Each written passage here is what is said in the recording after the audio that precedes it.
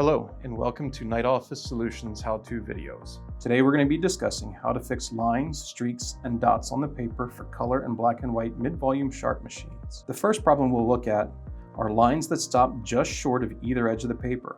This problem is often caused by a dirty scanning glass. To check your scanning glass, lift the document feeder and place your line document in the upper left-hand corner of the platen glass. Check to see if the lines coincide with the mark on the scanning glass. We recommend using a lint-free cloth and a bit of alcohol to clean the glass. If you notice the lines on the second side of a copy, lift the document feeder and press the tab at the top left corner to reveal the second scanning lens. Clean this lens and close the white cushion. Next, we'll look at the problem of dots on your copies. This is often caused by marks on your main copy glass. There's a laser glass cleaning tool. This gray wand is located on the back of the front cover. Remove that tool and insert it into the corresponding access ports under each drum unit, sliding it back and forth 2 to 3 times. Once you're done, replace the cleaning wand and close the front cover. Thank you so much for watching this video, and we hope it helped you learn how to fix lines, streaks, and dots on your copies.